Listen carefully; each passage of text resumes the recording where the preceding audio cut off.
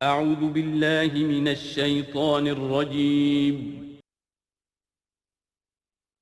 بسم اللہ الرحمن الرحیم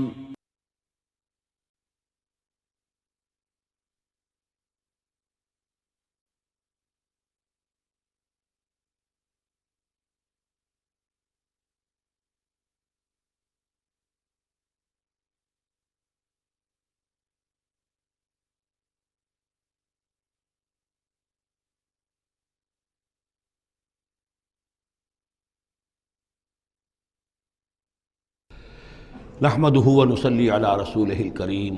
اما بعد فاعوذ بالله من الشيطان الرجيم بسم الله الرحمن الرحيم سبحان الذي أسرى بعبده ليلا من المسجد الحرام إلى المسجد الأقصى الذي باركنا حوله لنريه من آياتنا إنه هو السميع البصير وآتينا موسى الكتاب وجعلناه هدى لبني إسرائيل ألا تتخذوا من دوني وكيلا ذرية من حملنا مع نوح إنه كان عبدا شكورا صدق اللہ العظیم۔ اس سے پہلے کہ ہم سورہ بنی اسرائیل کا ترجمہ شروع کریں، سورہ نحل کے آخری حصے میں ایک بڑی عظیم آیت آئی تھی کہ جس کے حوالے سے کسی قدر وضاحت ہونی چاہیے، لیکن چونکہ اس وقت میں چاہتا تھا کہ وقت کے اندر اندر اس کا ترجمہ مکمل ہو جائے تو میں اس وقت رکا نہیں۔ یہ آیت نمبر 125 ہے سورہ مبارکہ کی، ادع الی سبیل ربک بالحکمۃ والموعظۃ الحسنۃ وجادلھم باللتی ہی احسن۔ اصل میں اس میں دعوت اسلامی اور دعوت دین کے 3 مختلف لیولز کا تذکرہ ہے۔ عام طور پر اس کو ایک ہی چیز سمجھ کر لوگوں نے ترجمہ بھی کیا ہے، وضاحت بھی کی ہے، لیکن دقت نظر سے جائزہ لیا جائے تو چونکہ انسانوں میں مختلف قسم کے انسان ہیں تو دعوت و تبلیغ کے بھی اسی اعتبار سے مختلف گوشے کہہ لیجئے، مختلف لیولز کہہ لیجئے۔ مثلا یہ کہ انسانوں میں ایک چھوٹی بڑی ہی مائنیوٹ مائنورٹی ہوتی ہے جن کو ہم انٹیلیجنسیا کہتے ہیں۔ یہ وہ لوگ ہیں کہ جو عقل سے کام لیتے ہیں، کسی بات کو قبول کرتے ہیں تو پہلے عقل سے سمجھتے ہیں تب قبول کرتے ہیں، جذبات سے نہیں۔ اور یہ کہ کسی شے کو رد کرتے ہیں تو دلیل سے کرتے ہیں، اگر قبول کرتے ہیں تو دلیل سے، رد کرتے ہیں تو دلیل سے۔ یہ انٹلیکچول مائنورٹی آپ اسے کہیں یا انٹیلیجنسیا کہیں، یا یہ کہ اس کے لیے برین ٹرسٹ بھی ایک لفظ ہے کہ ہر معاشرے کے اندر اس طرح کے لوگ ہوتے ہیں، اور یہ ہوتے بہت کم ہیں تعداد میں، لیکن ڈیسائسو ہوتے ہیں۔ اس معاشرے کا جو بحیثیت مجموعی رخ ہے وہ یہ معین کرتے ہیں۔ عوام کی حیثیت جو ہے وہ ایسے ہے جیسے ایک انسان کے جسم میں ہاتھ پاؤں ہیں، اعضاء و جوارے ہیں، لیکن جو حیثیت ایک انسان کے جسم میں دماغ کی ہے وہ اس برین ٹرسٹ کی ہوتی ہے، انٹیلیجنسیا کی۔ یہ طبقہ جو ہے اس کو دعوت جو دی جائے تو ظاہر بات ہے کہ وہ وعظ سے نہیں، جذباتی نہیں، بالحکمہ، پختہ باتیں، عقلی دلائل، محکم باتیں، وہ حکمت جس کے بارے میں فرمایا گیا وَمَن یُؤْتَ الْحِکْمَةَ فَقَدْ أُوتِیَ خَیْرًا کَثِیرًا، سورہ بقرہ میں ہم پڑھا ہے۔ اور وہ حکمت کے جو 3 جگہ پر حضور صلی اللہ علیہ وسلم کی جو تعلیم و تربیت ہے اس کے مراحل میں سب سے اونچا مرحلہ بیان ہوا ہے، یتلو علیہم آیاتہ ویزکیہم ویعلمہم الکتاب والحکمہ۔ یہ حکمت جو ہے گہری باتیں، دانائی کی باتیں، عقل کی باتیں، مسلمہ اصول، ان کے حوالے سے یہ سمجھنا کہ کس شے کی اہمیت زیادہ ہے، کس شے کی اہمیت کم ہے، کیا چیز پرائمری امپورٹنس کی ہے، کیا سیکنڈری ہے، ان چیزوں کو جاننے والے لوگ جو ہیں، جو اصول پہچان لیتے ہیں، پھر اصولوں کو منطبق کرنا جانتے ہیں، تو ان کے لیے دعوت جو ہے وہ بھی بہرحال اسی سطح کی ہونی چاہیے کہ وہ دعوت جو ہے دلائل پر، براہین پر۔ جب قرآن کہتا ہے اپنے مخالفین سے ہاتوا برہانکم ان کنتم صادقین، لاؤ دلیل لاؤ، تو ظاہر بات ہے کہ پھر ان کے مخاطبین جو ہیں ان کو بھی حق پہنچتا ہے کہ وہ دلیل طلب کریں۔ اب اس کے لیے ظاہر بات ہے کہ وہی شخص یہ کام کر سکتا ہے جو خود اپنی ذہنی سطح کے اعتبار سے کافی بلند ہو چکا ہو، جس کا اپنا شعور بہت پختہ ہو چکا ہو۔ جب تک کہ وہ خود حکیم نہ ہو تو حکمت کے ساتھ دعوت کیسے دے گا؟ لیکن ایک ہے عام سطح لوگوں کی، عام لوگ جو ہیں جن کے دماغوں میں اس طرح کے کوئی فطور نہیں ہوتے، کوئی وہ عقل کی چھلنی لگی ہوئی نہیں ہوتی، ان کے جذبات جو ہے اچھے، اگر جذبات اچھی بات کہی جائے تو جذباتی طور پر بھی اپیل ہو جاتی ہے۔ یوں سمجھیے کہ دل جو ہے ان کے کھلے ہیں، کھلی کتاب کے مانند ہیں، آپ جو چاہیں لکھ دیجئے، جیسے کھلی صاف سلیٹ ہے، اس پر آپ نے جو چاہا لکھ دیا۔ ایسے لوگوں کے لیے یہ ہے کہ موعظۃ الحسنہ، ایک بات جو ہے اچھی بات ہو، خلوص سے ساتھ کہی جائے، وہ شخص یہ محسوس کرے کہ جو بات یہ کہہ رہا ہے مجھ پر دھونس نہیں جمانا چاہتا، اپنے علم کا روب نہیں ڈالنا چاہتا، بلکہ یہ در حقیقت میری خیر خواہی کی وجہ سے، مجھ سے نفرت نہیں کرتا، میری تحقیر نہیں کر رہا ہے، جو یہ مجھ سے کہہ رہا ہے وہ خلوص سے کہہ رہا ہے۔ از دل خیزت بر دل ریزت، دل سے بات نکلے گی اور دل پہ جا اترے گی، یہ ہے موعظہ حسنہ۔ عوام الناس کے لیے دعوت جو ہے وہ اس لیول کے اوپر ہوتی ہے، وہ زیادہ عقلی اور منطقی اور بحثیں اور ان کے سامنے فلسفے کی جو ہے وہ کتابیں کھول کر آدمی بیٹھ جائے تو یہ گویا کہ ان پر ظلم ہے، یہ ان کے لیے تکلیف ما لا یطاق ہے۔ تو سب سے اوپر کا لیول ہے ادع الی سبیل ربک بالحکمہ، پھر ہے والموعظۃ الحسنہ عوام کے لیے۔ نمبر 3 وہ ہوتے ہیں کچھ لوگ معاشرے کے اندر کہ جو لوگوں کو گمراہ کرنے پر تلے ہوتے ہیں۔ مثلاً عیسائی مشنریز ہیں، انہیں تو خرچے ملتے ہیں، ان کے تنخواہیں ہیں، ان کے بجٹس ہیں، بڑی بڑی حکومتوں کی طرح کے بجٹ ان کے ہیں، ان کی ٹریننگ اس لیے ہو رہی ہے، انہیں خاص خاص ایشوز کے اوپر ٹرین کر کے بھیجا جاتا ہے مناظرہ کرنے کے لیے۔ قادیانیوں کا نظام ہے، بہائیوں کا نظام ہے، ان کے لیے یہ ہے کہ لوگوں کو ٹریننگ دے کر وہ مجادلے کے لیے، مناظرے کے لیے، بحث کے لیے، اس کے لیے ان کو تیار کیا گیا ہوتا ہے۔ یہ بات مان کر دینے والے نہیں ہوتے، آپ خلوص کے ساتھ ان سے بات کریں گے تو وہ در حقیقت وہ تو یوں سمجھیے کہ ادھار کھائے بیٹھے ہوتے ہیں اس پر کہ انہوں نے بات نہیں ماننی، بلکہ یہ کہ لوگوں کو گمراہ کرنا، ان کے ساتھ جدال کرنا پڑتا ہے، جو جھگڑنا بھی پڑتا ہے، بحث بھی کرنی پڑے گی۔ لیکن اس بحث میں بھی جو ہمارے ہاں مناظرے کا لفظ آیا ہے، قرآن مجید میں مناظرے کا لفظ نہیں آیا ہے، مجادلے کا لفظ آیا ہے۔ جادلہم، ہاں ان سے جھگڑو، انہیں جواب دینے پڑیں گے ایسے کہ جو انہیں خاموش کر دیں، اگر وہ خاموش نہیں ہوں گے تو عوام الناس کے اوپر ان کا اثر ہو جائے گا۔ لیکن اس مجادلے میں بھی تمہارا اپنا اخلاقی معیار برقرار رہنا چاہیے، نیچے نہ اترو، گالم گلوچ پر نہ آ جاؤ، بہت گھٹیا انداز اختیار نہ کر لو، بلکہ جیسے کہا گیا کہ ان کے معبودوں کو گالیاں نہ دینی شروع کر دو، بلکہ یہ کہ ان میں بھی ہمیں آداب، اس کے اندر بھی آداب کو ملحوظ رکھتے ہوئے۔ تو یہ 3 لیولز ہیں، ادع الی سبیل ربک بالحکمۃ والموعظۃ الحسنۃ وجادلہم بالتی احسن۔ اب اس میں ہر ایک کے لیے پھر تیاری کرنی ہوگی۔ قادیانیوں سے مباحثے کرنے کے لیے ظاہر بات ہے عام آدمی نہیں کر سکتا جب تک کہ ان اسپیشل ایشوز کے اوپر اس کو صحیح جو ہے اس کو تعلیم نہ دے دی گئی ہو، اس کی پوری تربیت نہ ہو گئی ہو۔ اور اسی طریقے سے جو بہائیوں نے کوئی مسائل اٹھائے ہوئے ہیں، منکرین حدیث نے کوئی اٹھائے ہوئے ہیں، تو اس طرح کے لیے جو ہے یہ 3 لیولز ہیں، ان کو سمجھ لیجیے۔ اب آئیے ہم سورہ بنی اسرائیل کی طرف چل رہے ہیں۔ یہ قرآن مجید کے وسط میں 2 عظیم خزانے ہیں حکمت قرآنی کے، سورہ بنی اسرائیل اور سورۃ الکہف، اور یہ نہایت حسین و جمیل جوڑا ہے۔ اس میں جوڑے ہونے کی جو نسبتیں ہیں، نسبت زوجیت، کیا کیا مشابہتیں ہیں، کس کس اعتبار سے کمپلیمنٹری ہیں، وہ تو ظاہر بات ہے کہ میں شروع میں زیادہ وقت نہیں لے سکتا، یہ تو دوران جب ہم ترجمہ کریں گے، پڑھیں گے، بات واضح ہو جائے گی۔ لیکن 1-2 موٹی موٹی باتیں دیکھ لیجئے۔ اس سورت کا آغاز ہو رہا ہے سبحان الذی اسریٰ بعبدہ، اللہ کی تسبیح کے ساتھ۔ سورہ کہف شروع ہوگی الحمدللہ الذی انزل علی عبدہ الکتاب، الحمدللہ، اور حدیث نبوی میں آیا ہے التسبیح نصف المیزان والحمدللہ تملؤہ، نظام جو میزان معرفت خداوندی ہے وہ آدھی ہو جاتی ہے تسبیح سے، سبحان اللہ کہنے سے، اور پر ہو جاتی ہے الحمدللہ کہنے سے۔ یہ دونوں مل کر گویا کہ معرفت خداوندی کا جو بھی انسان کے پاس ہو سکتا ہے اثاثہ اور جو پونجی ہو سکتی ہے اس کی تکمیل ہو جاتی ہے۔ یہ ہم آگے چل کر المسبحات میں اس مضمون پر تفصیلی گفتگو کریں گے، لیکن یہاں نوٹ کر لیجئے تسبیح سے شروع ہو رہی ہے سورہ بنی اسرائیل اور تحمید سے، الحمدللہ الذی انزل علی عبدہ الکتاب۔ پھر یہ کہ یہاں ہے ذکر اللہ اپنے بندے کو لے گیا، وہاں ہے اللہ نے اپنے بندے پر کتاب اتاری، یہ گویا کہ ریسیپروکل معاملہ ہو رہا ہے۔ دونوں جگہ عبد کا لفظ آیا، رسول کا لفظ نہیں آیا۔ سبحان الذی اسریٰ بعبدہ، الحمدللہ الذی انزل علی عبدہ الکتاب۔ اس طرح آخر میں آپ دیکھیں گے 2 آیت عبد الرحمن ایما تدعوا فلہ الاسماء الحسنی، اسی طریقے سے آخری آیت بھی ہے، اور پھر اسی طریقے سے سورہ کہف کی بھی آخری 2 آیتیں قل سے شروع ہوئی۔ 4 قل ہیں، 4 قل تو سورتوں کے ہیں، قل یا ایھا الکافرون اور قل هو اللہ احد اور قل اعوذ برب الفلق اور قل اعوذ برب الناس، 4 قل بہت مشہور ہیں، لیکن یہ 4 قل جو ہیں، 2 آیتیں قل والی یہ سورہ بنی اسرائیل کے آخر میں آئی، اور 2 آیتیں قل والی جو سورہ کہف نہایت عظیم آیات ہیں، اور ان دونوں میں بھی وہی ریسیپروکل نسبت ہوگی کی طرف کہ میں نے اشارہ کیا ہے۔ ایک اور خاص بات یہ ہے ان صورتوں میں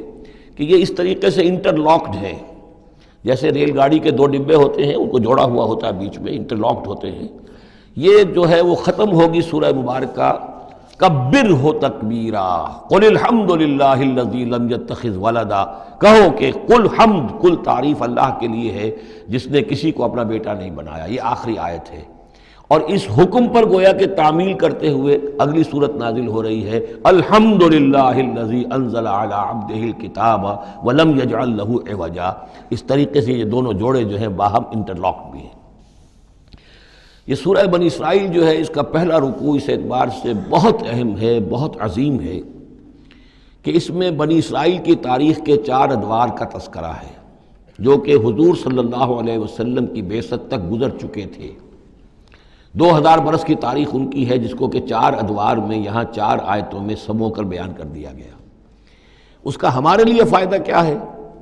کہ ایک حدیث نبوی میں آیا ہے لَيَأْتِيَنَّ عَلَىٰ أُمَّتِي مَا أَتَىٰ عَلَىٰ بَنِي إِسْرَائِيلَ حَزْوَ النَّعْلِ بِالنَّعْلِ، میری امت پر بھی وہ تمام حالات وارد ہو کر رہیں گے جو بنی اسرائیل پر وارد ہوئے، بالکل ایسے جیسے کہ ایک جوتی دوسری جوتی سے مشابہ ہوتی ہے۔ جوتیوں کا جوڑا زمین پر رکھا ہو تو آپ کو مختلف نظر آئیں گے، جوتیوں کے رخ جو ہیں وہ مختلف ہوں گے پنجوں کے حساب سے،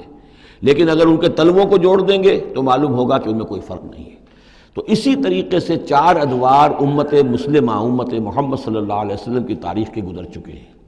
تو گویا کہ اپنے آپ کو سمجھنے کے لیے بھی یہ آئینہ جو ہے ان آیات میں جو تاریخ بنی اسرائیل کا آ رہا ہے وہ بہت مفید ہے۔ چنانچہ اس پر میں نے ایک مضمون لکھا تھا، وہ پھر پہلے تو اب چھپتا ہے چھوٹی شکل میں، وہ کتابچہ ہے تنظیم اسلامی کا تاریخی پس منظر، اور اس کے بعد ایک بڑی کتاب بھی اب آ چکی ہے، سابقہ اور موجودہ مسلمان امتوں کا ماضی، حال اور مستقبل، اردو میں وہ کتاب بھی موجود ہے جو اس موضوع پر ہے۔ لیکن اس ضمن میں جو کچھ مجھ پر کھلا ہے وہ در حقیقت ان آیات کے حوالے سے اور اس حدیث کی کنجی سے، وہ حدیث جو ہے گویا کہ وہ ایک کنجی کی حیثیت رکھتی تھی جس سے کہ میں نے ان آیات میں جو خزانہ مضمر ہے علم کا اور معرفت کا اور معلومات کا، اس کو میں نے کھولا ہے اللہ کے فضل و کرم سے۔ اب جو ہے انگریزی میں بھی یہ کتابچہ جو ہے چھوٹا بھی موجود ہے، rise and fall of the Muslim ummah, اور دوسری طرف انگریزی میں اب دوسری کتاب کی بھی ترجمانی آ گئی ہے، لیسنز فرام ہسٹری، اور وہ سب کے سب جیسا کہ میں نے عرض کیا یہاں سے ماخوذ ہے۔ سبحان الذی اسریٰ بعبدہ لیلا من المسجد الحرام الی المسجد الاقصی، پاک ہے وہ ذات کہ جو لے گئی راتوں رات اپنے بندے کو صلی اللہ علیہ وسلم مسجد الحرام سے، یعنی مکہ مکرمہ خانہ کعبہ کے پاس سے، الی المسجد الاقصی، دور کی مسجد کی طرف، یعنی یروشلم، بیت مسجد اقصی جو کہ قبلہ رہا ہے بنی اسرائیل کا، الذی بارکنا حولہ، جس کے ماحول کو ہم نے بابرکت بنایا ہے۔ یہ بابرکت اس اعتبار سے بھی ہے کہ بہت ہی یعنی دنیاوی اعتبار سے بھی بہت زرخیز علاقہ ہے، بہت اچھی آب و ہوا ہے، اور اس اعتبار سے بھی کہ یہاں سینکڑوں نبی آئے ہیں، وہ حضرت ابراہیم کا مدفن بھی وہیں ہے، حضرت ابراہیم کا مسکن وہ رہا ہے، بہت سے انبیاء وہاں رہے ہیں، اور یہ جو مرکز رہا ہے یروشلم کا ہیکل سلیمانی، یہ نہ معلوم کتنے نیک لوگ جو ہیں یہاں رہے ہیں اور یہاں پر عبادتیں ہوتی رہی ہیں، تو وہ پورا ماحول جو ہے روحانی اعتبار سے بھی مادی اعتبار سے بھی بڑا بابرکت ہے۔ یہ اشارہ ہو رہا ہے معراج کے سفر کی طرف، جس کے 2 حصے ہیں، ایک حصہ زمینی اور حصہ پھر آسمان کی طرف۔ زمینی حصہ یہ ہے کہ مسجد حرام سے اور مسجد اقصی یروشلم تک حضور کو لے جایا گیا، اور اس کے بعد پھر وہاں سے جو ہے اسینٹ، جو اوپر اٹھنا جو ہے آسمانوں کی طرف کا سفر جو ہے وہ شروع ہوا ہے۔ قرآن مجید میں یہاں صرف اس پہلے حصے کا ذکر کیا ہے، اور اس کا خاص سبب کیا ہے؟ اس کا سبب یہ ہے کہ اب گویا کہ اعلان ہو رہا ہے کہ محمد الرسول اللہ صلی اللہ علیہ وسلم کو اللہ تعالیٰ ان دونوں دین کے جو توحید کے عظیم مراکز تھے ان کا متولی بنا رہا ہے، محمد کو اور ان کی امت کو صلی اللہ علیہ وسلم وعلی اصحابہ الصلاۃ والسلام۔ اس حوالے سے آپ کو وہاں لے جایا گیا، وہاں تمام انبیاء کرام ان کی ارواح وہاں جمع ہوئیں، جو بھی ان کو اللہ تعالیٰ نے اس کو جسد دیے ہوں گے، مثالی جسد دیے جن حقیقتوں کو ہم نہیں جان سکتے، یہ تمام جو ہے پھر متشابہات میں آ جائے گا۔ وہاں حضور نے ان کی امامت کی، پھر وہاں سے آسمان کی طرف آپ کا سفر کا جو ہے وہ عروج کا، معراج کا سفر شروع ہوا ہے۔ اس کا ذکر قرآن مجید میں اس دوسرے حصے کا جو ہے وہ پھر سورۃ النجم میں آئے گا مختصر طور پر، یہاں صرف اس کے زمینی حصے کا ذکر ہے۔ سبحان الذی اسریٰ بعبدہ لیلا من المسجد الحرام الی المسجد الاقصی الذی بارکنا حولہ لنریہ من آیاتنا، تاکہ ہم دکھائیں اسے اپنے بندے کو محمد کو صلی اللہ علیہ وسلم اپنی آیات۔ انہ هو السمیع العلیم، یقیناً سمیع البصیر، یقیناً وہی اللہ ہے سب کچھ سننے والا، سب کچھ دیکھنے والا۔ اب اس کے بعد وہ جو مرکز تھا وہاں پر، چونکہ بنی اسرائیل کی تاریخ کا وہ مرکز رہا ہے، حضرت سلیمان علیہ السلام نے اس کو تعبیر کیا تھا، تو اب ان کی تاریخ کا حوالہ شروع ہو رہا ہے۔ وآتینا موسیٰ الکتاب، اور ہم نے موسیٰ کو کتاب دی تھی یعنی تورات۔ وجعلناہ ھدی لبنی اسرائیل، اور ہم نے اسے بنایا تھا ہدایت نامہ، رہنمائی بنی اسرائیل کے لیے۔ وہ ھدی للناس اس معنی میں نہیں تھی کہ تمام نوع انسانی کے لیے ہو، بلکہ وہ در حقیقت بنی اسرائیل کے لیے ہدایت نامہ۔ وجعلناہ ھدی لبنی اسرائیل اللہ تتخذوا من دونی وکیلا، اور اس کی تعلیم کا لب لباب اور خلاصہ، توحید کا اصل جو جوہر ہے، مغز ہے، وہ کیا ہے؟ اللہ کے سوا کسی کو کارساز نہ سمجھو، مت پکڑو کسی اور کو میرے سوا کارساز، کسی پر تمہارا بھروسہ، کسی پر توکل نہ ہو میرے سوا۔ یہ توحید کا لب لباب ہے اور خلاصہ ہے۔ ذریۃ من حملنا مع نوح، اے وہ لوگوں جو اولاد ہو ان کی جن کو ہم نے اٹھایا تھا نوح کے ساتھ، سوار کیا تھا کشتی میں نوح کے ساتھ۔ حضرت نوح علیہ السلام کے 3 بیٹے، سام، حام، یافس، اور ظاہر بات ہے سام ہی کی نسل ہے یہ کہ جس میں حضرت ابراہیم کی پیدائش ہوئی، اور انہی کی نسل ہے یہ بنی اسرائیل۔ تو گویا کہ یہاں ذکر ہو رہا ہے کہ وہ جو لوگ حضرت نوح علیہ السلام کے ساتھ بچا لیے گئے تھے ان کی کشتی میں، انہی میں سے ایک کی نسل تم ہو۔ ذریۃ من حملنا مع نوح انہ کان عبدا شکورا، یقیناً وہ ہمارا بہت ہی شکر گزار بندہ تھا حضرت نوح علیہ السلام کے بارے میں۔ وقضینا الی بنی اسرائیل فی الکتاب لتفسدن فی الارض مرتین، اور ہم نے یہ پہلے ہی متنبہ کر دیا تھا بنی اسرائیل کو کتاب میں کہ 2 مرتبہ تم زمین میں بڑا فساد بچاؤ گے۔ وَلَتَعْلُنَّ عُلُوًّا كَبِيرًا، اور بہت ہی تم سرکشی کرو گے، بہت بڑی سرکشی کرو گے۔ یعنی 2 ادوار تم پر ایسے آئیں گے، شرارتیں کرو گے، سرکشی کرو گے، دین سے دور ہو جاؤ گے، لہو و لعب میں مبتلا ہو جاؤ گے، عیاشیوں کے اندر، اور اس میں تمہارا جو ہے اللہ تعالیٰ کی طرف سے پھر تمہارے اوپر عذاب کے کوڑے برسیں گے۔ اب یہاں پہ بٹوین دی لائن یہ ہے کہ اس سے پہلے ان کا ایک دور آیا کہ جس کے اندر ان کو اللہ تعالیٰ نے ان پر رحمتیں فرمائیں۔ چونکہ ہم کچھ چیزیں پڑھ چکے ہیں تاریخ بنی اسرائیل کے ضمن میں، وہ ذہن میں رکھیے۔ حضرت موسیٰ علیہ السلام لے کر نکلے بنی اسرائیل کو مصر سے، تو یہ 1400 قبل مسیح کی بات ہے۔ اس کے بعد وہ آئے ہیں، تورات انہیں ملی ہے جبکہ وہ جبل طور کے پاس پڑاؤ ڈالا ہے۔ وہاں سے پھر شمال مشرق کی طرف چلے ہیں، جب کہا گیا کہ جنگ کرو قوم نے انکار کر دیا، تو 40 برس تک کی سزا مل گئی ان کی بزدلی کی وجہ سے۔ 40 برس تک وہ اسی صحرا میں بھٹکتے پھرے۔ اسی دوران حضرت موسیٰ کا انتقال ہو گیا اور حضرت ہارون کا بھی انتقال ہو گیا۔ لیکن پھر صحرا میں جو نسل پیدا ہوئی وہ پلی بڑھی، وہ ہمت والی تھی، مشقت دیکھی ہوئی تھی اس نے پھر جنگ کی اور جہاد کیا۔ حضرت یوشع ابن نون جو خلیفہ اول تھے حضرت موسیٰ علیہ السلام کے، ان کی سرکردگی میں تو فلسطین فتح کر لیا۔ پہلا شہر جو فتح ہوا وہ اریحا یا جریکو ہے، تو آج بھی موجود ہے وہ شہر۔ اس کے بعد انہوں نے کچھ عرصے کے اندر پورا فلسطین فتح کر لیا۔ لیکن غلطی یہ کی کہ اس میں ایک مرکزی حکومت نہیں بنائی، بہت سے 12 حکومتیں، 12 قبیلے تھے، جیسے 12 چشمے ان کو دیے گئے تھے، 12 حکومتیں بنا لی۔ پھر آپس میں لڑنے بھی لگے، طوائف الملوکی ہوئی۔ تو آس پاس کے جو مشرک اور کافر قومیں تھیں سیریا وغیرہ میں اور آس پاس اردن کے رہنے والی، انہوں نے پھر جو ہے ان کے اندر ریشہ دوانی شروع کی، اور ایک دور یہ آیا کہ اس میں ان کو بہت سے لوگوں کو اپنے گھروں سے نکال دیا گیا، اور وہ لوگ بڑی ہی زوال سے دوچار ہو گئے۔ تب انہیں ہوش آیا، انہوں نے سیموئیل نبی جو ان کے تھے ان سے کہا کہ ہمارے لیے سپہ سالار مقرر کیجئے، ایک سپہ سالار ہو تاکہ اس کے پیچھے ہم سب کے سب 12 کے 12 قبیلے جمع ہو کر جنگ کریں، تو پھر یہ کہ اپنے دشمنوں پر فتح حاصل ہو۔ یہ وقفہ تقریباً 300 برس کا ہے، جس کے بعد وہ جنگ ہوئی ہے طالوت اور جالوت کی، اور حضرت طالوت نے جالوت کو قتل کیا۔ پھر حضرت داؤد منظر پر آ گئے، پھر طالوت، حضرت داؤد اور حضرت سلیمان، یہ 3 ان کی حکومتیں ہیں تقریباً 100 برس پر پھیلی ہوئی۔ 16 برس طالوت کے، 40 برس حضرت داؤد کے، 40 برس حضرت سلیمان کے۔ یہ گویا کہ ان کی خلافت راشدہ ہے۔ جیسے ہمارے یہاں حضرت ابوبکر کا دور مختصر ہے، پھر حضرت عمر، پھر حضرت عثمان رضی اللہ تعالی عنہم، یہ مل کر جو ہمارے ہاں بنتے ہیں 24 برس 3 خلافتوں کے، ان کے ہاں یہ 100 برس کا عرصہ ہے۔ لیکن حضرت عثمان کے بعد آپ کو معلوم ہے کہ تقسیم ہو گئی تھی مملکت، اس لیے کہ حضرت علی رضی اللہ تعالی عنہ کی خلافت کو حضرت ابی معاویہ نے تسلیم نہیں کیا، تو شام اور مصر کے علاقے علیحدہ رہے۔ بالکل اسی طرح ہوا وہاں پر بھی کہ حضرت سلیمان کے بعد ان کے 2 بیٹوں میں جو مملکت تقسیم ہو گئی۔ ایک شمالی مملکت تھی جس کا نام اسرائیل تھا، اور سامریہ اس کا دارالخلافہ تھا۔ ایک جنوبی تھی یہودا، اور وہ اس کا جو ہے یا یروشلم اس کا دارالخلافہ۔ تو اس طریقے سے 2 ملک یہ بن گئے۔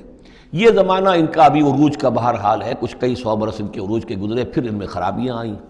پھر ان کے اندر شرک، مشرکانہ اوہام آ گئے، دنیا پرستی آ گئی، شریعت کا مذاق بنانا ہو گیا معاملہ، تو پھر ان پر زوال آیا۔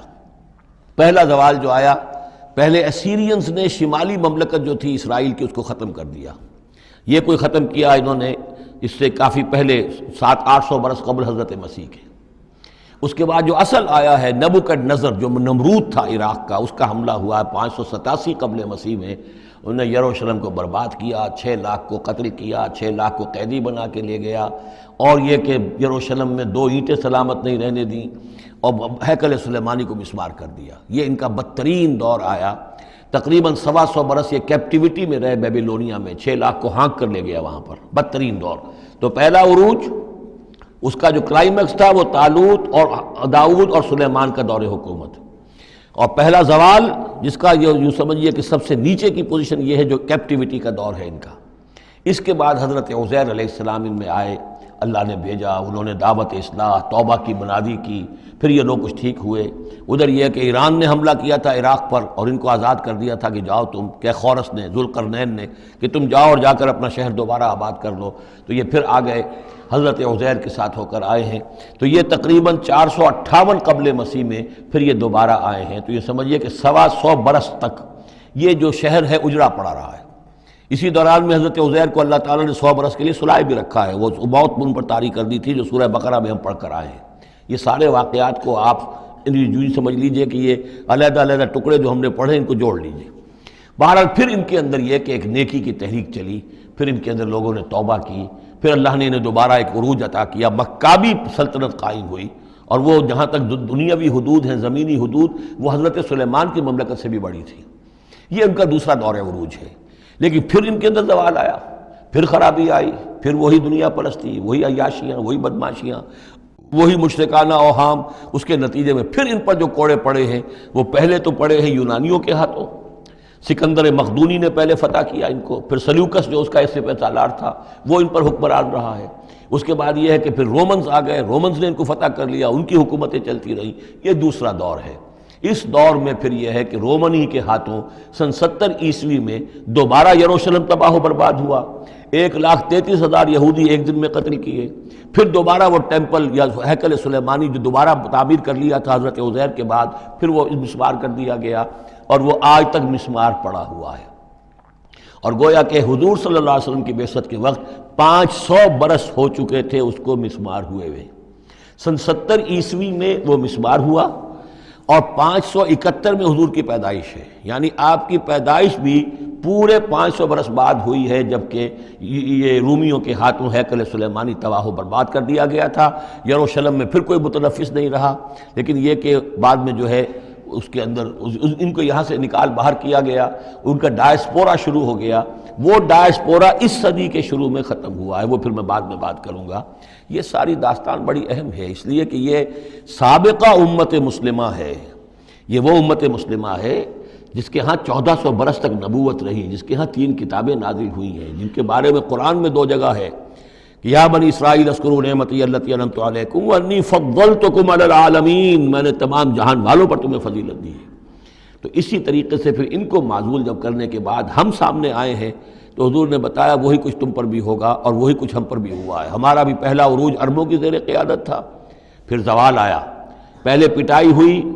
کروسیڈرز کے ہاتھوں، پھر جو پٹائی ہوئی ہے، بڑی پٹائی جو ہوئی ہے وہ ہوئی ہے پھر ہلاکو اور چنگیز کے ذریعے سے، فتنہ تاتار۔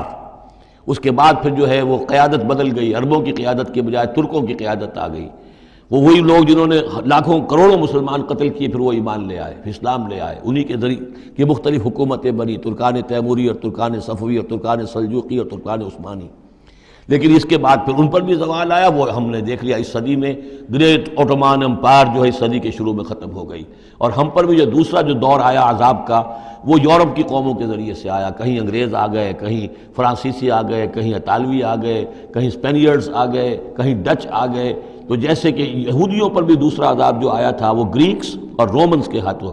اسی طریقے سے مسلمانوں پر بھی دوسرا زوال کا دور جو آیا ہے وہ یورپین کولونیل پاورز کے ہاتھوں آیا۔ ہم نے یہ طے کر دیا تھا، پہلے ہی سنا دیا تھا بنی اسرائیل کو کہ تم اپنی تاریخ میں 2 مرتبہ بہت فساد مچاؤ گے اور بہت سرکشی کرو گے۔ فَإِذَا جَاءَ وَعْدُ أُولَاهُمَا، جب ان دونوں میں سے پہلے وعدے کا وقت آ گیا، بَعَثْنَا عَلَيْكُمْ عِبَادًا لَنَا أُولِي بَأْسٍ شَدِيدٍ،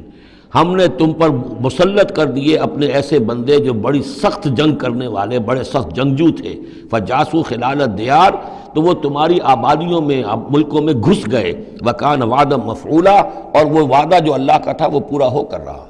یعنی جب تم شرارت کرو گے، جب تم دین سے برگشتہ ہو جاؤ گے، جب تم اللہ کی کتاب کو اور اللہ کے قانون کو جو ہے وہ مذاق اور ہنسی بنا لو گے، تو پھر تم پر ہمارے عذاب کے کوڑے پڑیں گے۔ یہ میں بتا چکا ہوں، پہلے یہ کوڑے آئے اسیرینز کے ہاتھوں جنہوں نے ختم کر دیا اسرائیلی مملکت کو، پھر یہ آئے نیبوکڈنیزر کے ہاتھوں، بیبیلونینز کے ہاتھوں، جس نے کہ یروشلم کو بھی برباد کیا، 6 لاکھ کو قتل کیا، 6 لاکھ کو ساتھ لے گیا اور ہیکل سلیمانی مسمار کر دیا۔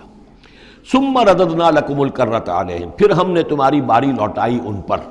پھر اللہ تعالیٰ نے ان کو پھر ایک مرتبہ پھر وہ دی، سہارا دیا، چاہے وہ سہارا ایرانیوں کی وجہ سے ہوا کہ خورس یا سائرس ذوالقرنین، اس نے اب عراق پر حملہ کیا اور پھر یہاں پہ ان کو اجازت دے دی کہ تم چلے جاؤ اور جا کر اپنا شہر دوبارہ آباد کر لو، تو یہ واپس آئے۔ ثم رددنا لکم الکرۃ علیہم، پھر ہم نے تمہاری باری لوٹائی دی ان پر، وامددناکم، اور تمہاری مدد کی، بے اموال، اموال کے ذریعے سے بھی، وبنینا، اور اولاد بیٹوں کے ذریعے سے بھی، وجعلناکم اکثر نفیرا، اور پھر ہم نے تمہیں بنا دیا ایک کثیر تعداد والی قوم، تم پھلے پھولے پھر ایک بڑی پراسپرس قوم بن گئے۔ ان احسنتم احسنتم لانفسکم، تم نے اگر کوئی بھلائی کمائی تو اپنے نفس کے لیے بھلائی کمائی، اپنے لیے کمائی، اپنے فائدے کے لیے۔ وَإِنْ أَسَأْتُمْ فَلَهَا، اور اگر کوئی برا کام کیا تو وہ بھی اپنے لیے کیا، اس کا وبال تم پر دنیا میں بھی آیا اور آخرت میں بھی اس کا عذاب آئے گا۔ فَإِذَا جَاءَ وَعْدُ الْآخِرَةِ، جب وہ دوسری مرتبہ کی وہ سرکشی اور تمرد اور شیطنت تمہاری اور تمہارا جو ہے دین سے برگشتگی کا دور آیا، تو دوسرے وعدے کا وقت آیا، لِيَسُوءُ وُجُوهَكُمْ، یہاں وہ الفاظ محذوف سمجھیے، بَعَثْنَا عَلَيْكُمْ عِبَادًا لَنَا أُولِي بَأْسٍ شَدِيدٍ، وہ گویا کہ الفاظ یہاں ریپیٹ نہیں کیے گئے۔ دوبارہ پھر ہم نے تمہارے اوپر ایسے زوردار لوگوں کو مسلط کیا، لِيَسُوءُ وُجُوهَكُمْ، تاکہ وہ تمہارے چہروں کو بگاڑ دیں، تمہارے حلیے بگاڑ دیں۔ وَلِيَدْخُلُوا الْمَسْجِدَ كَمَا دَخَلُوهُ أَوَّلَ مَرَّةٍ، اور وہ داخل ہوں مسجد میں، یعنی مسجد اقصیٰ میں، ہیکل سلیمانی میں، جیسے کہ وہ داخل ہوئے تھے پہلی مرتبہ۔ جیسے بے حرمتی کی تھی بیبیلونینز نے بیت المقدس کی اور ہیکل سلیمانی کی، ایسی ہی بے حرمتی پھر کی ہے ٹائٹس رومی نے سن 70 عیسوی میں اس ہیکل کی بھی، اور ہیکل کو مسمار کر دیا۔ لِيَدْخُلُوا الْمَسْجِدَ كَمَا دَخَلُوهُ أَوَّلَ مَرَّةٍ وَلِيُتَبِّرُوا مَا عَلَوْا تَتْبِيرًا، اور یہ کہ تباہ و برباد کر دیں ہر اس شے کو جس کے اوپر بھی ان کو اختیار اور قبضہ حاصل ہو جائے۔ عَسَىٰ رَبُّكُمْ أَن يَرْحَمَكُمْ، یہ دور گزر چکے 2000 برس، یعنی ان کا سیکنڈ جو سمجھیے کہ زوال کی انتہا تھی وہ چلی آ رہی تھی 500 برس سے محمد الرسول اللہ صلی اللہ علیہ وسلم کی بعثت کے وقت تک۔ ایک عروج، ایک زوال، پھر عروج، پھر زوال، اور زوال کو 500 برس ہو گئے تھے جب کہ حضور کی بعثت ہوئی اور یہ قرآن نازل ہوا۔ ان حالات میں کہا جا رہا ہے عسیٰ ربکم ان یرحمکم، تمہارا رب اب بھی تم پر رحم فرمانے کو تیار ہے، ممکن ہے کہ تمہارا رب تم پر رحم کرے۔ وَإِنْ عُدْتُمْ،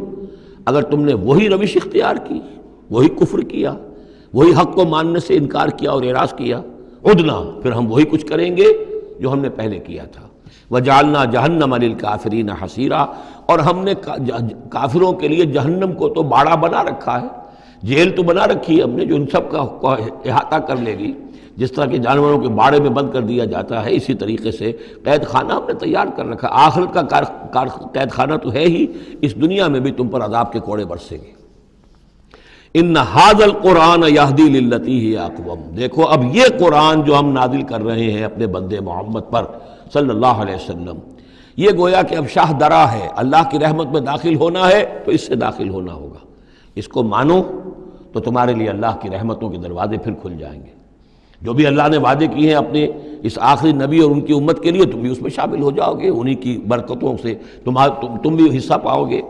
ان ھذا القرآن یہدی للتی ہے اقوم، یقیناً یہ قرآن ہے جو اب راستہ دکھا رہا ہے اور رہنمائی کر رہا ہے اس راہ کی طرف جو سب سے سیدھی ہے، اقوم۔ وَيُبَشِّرُ الْمُؤْمِنِينَ، اور بشارت دیتا اہل ایمان کو، الذین یعملون الصالحات، جو نیک عمل بھی کریں، ان لہم اجرا کبیرا، کہ ان کے لیے بہت بڑا اجر ہے، وَأَنَّ الَّذِينَ لَا يُؤْمِنُونَ بِالْآخِرَةِ۔ اب دیکھیے جہاں بھی وہ بات آتی ہے عمل کی خرابی کی تو ایمان بالآخرہ کا تذکرہ، اور وہ لوگ کہ جو ایمان نہیں رکھتے آخرت پر، اعتدنا لہم عذابا علیما، ان کے لیے تو ہم نے فراہم کیا ہوا ہے دردناک عذاب۔ یہ پہلا رکوع 10 آیات کا بہت ہی اہم ہے تاریخی اعتبار سے، اور اس کو سمجھنا چاہیے۔ یہ خد و خال یہ ہماری ہی گویا کہ امت مسلمہ ایک ہم ہیں، الحمدللہ امت محمد میں شامل ہیں، لیکن یہ بھی ایک امت مسلمہ تھی، یہ سابقہ امت مسلمہ ہے، اور ابھی یہ ختم نہیں ہوئی ہے، موجود ہے۔ اگر ڈپوزڈ ہے، معزول کر دی گئی ہے، وہ دوسری بات ہے، اور تقریباً 2000 برس سے یہ بڑے سختیوں کے اندر تھی، لیکن اب تقریباً 100 برس سے یہ ابھر کر آ گئی ہے، اور یوں سمجھیے کہ اب 2 پتنگیں اوپر چڑھ رہی ہیں۔ ایک سابقہ امت مسلمہ کی 1917 سے چڑھنی شروع ہوئی، بالفور ڈکلریشن، 1948 میں اسرائیل بن گیا، 1967 میں اسرائیل کی جو ہے توسیع ہو گئی، 1991 میں آپ کو معلوم ہے کہ جو اس کا اربوں میں ایک ہی دشمن ہو سکتا تھا جس سے اسے خطرہ تھا، عراق، اس کا برکس نکال دیا گیا۔ اب وہ اس پورے علاقے کے اندر تو ایک اتنی بڑی طاقت ہے کہ کسی عرب ملک کے اندر یہ جرت نہیں ہے کہ وہ اسرائیل کا مقابلہ کر سکے۔ لیکن یہ کہ امت مسلمہ میں بھی رنائسنس شروع ہوا ہے، یہ بھی اپنے انتہائی زوال کو پہنچ چکی تھی اس صدی کے آغاز میں۔ پہلی جنگ عظیم کے بعد جب سلطنت عثمانیہ ختم ہوئی، خلافت ختم ہو گئی 1924 میں، تو اس کے بعد سے یہاں بھی ایک رنائسنس شروع ہو چکا ہے۔ یہاں بھی پھر آزادی کی تحریکیں چلیں، پھر جو ریوائیول کی تحریکیں، احیائی تحریکیں، جماعت اسلامی کی تحریک، اخوان کی تحریک، مخزومی پارٹی، اسی طریقے سے جو ایران میں تھے فدائی، یہ تحریکیں چل رہی ہیں۔ تو اس کو بھی جاننا بہت ضروری ہے کہ یہ جو صدی ہماری گزری ہے، اب ختم ہو رہی ہے، اس صدی کے دوران ہمارا ایک زوال کا عمل بھی چل رہا تھا، اور ایک یہ کہ ایک نئی ایک ترقی کی طرف بھی ہم آگے بڑھے ہیں رفتہ رفتہ۔ یہ دونوں پروسیس سائیڈ بائی سائیڈ، مرج البحرین یلتقیان بینہما برزخ لا یبغیان، یہ دونوں عمل چل رہے ہیں۔ ان تمام چیزوں کا صحیح اندازہ ہونا چاہیے، ذہن میں خاکہ ہونا چاہیے، تاکہ کوئی شخص دین کی خدمت کر رہا ہو تو اسے معلوم ہو زمان و مکان کے اعتبار سے میں کہاں ہوں، کس جگہ کھڑا ہوں، ماضی کیا ہے، سامنے کیا ہے، داہنے بائیں کیا حالات ہیں۔ تو یہ ساری چیزیں جو ہیں ان کو سمجھنا بہت ضروری ہے۔ چنانچہ وہ جو میں نے چند کتابوں کا تذکرہ کیا ان کو غور سے پڑھیے، 2 مختصر ہیں، 2 ذرا اس سے بڑی ہیں۔ وَيَدْعُو الْإِنسَانُ بِالشَّرِّ دُعَاءَهُ بِالْخَيْرِ، اور انسان پکار بیٹھتا ہے شر جبکہ وہ پکار رہا ہوتا ہے اپنے نزدیک خیر۔ یعنی جب انسان دعا کرتا ہے اللہ یوں کر دے، اسے یہ معلوم نہیں کہ یہ اس کے لیے شر ہے، مانگ رہا ہے۔ جیسا کہ ہم پڑھ چکے سورہ بقرہ میں، عَسَىٰ أَن تَكْرَهُوا شَيْئًا وَهُوَ خَيْرٌ لَكُمْ، اے اللہ یہ چیز مجھ سے دور کر دے، جو چیز تم ناپسند کرتے ہو حقیقت میں اس میں تمہارا خیر ہے۔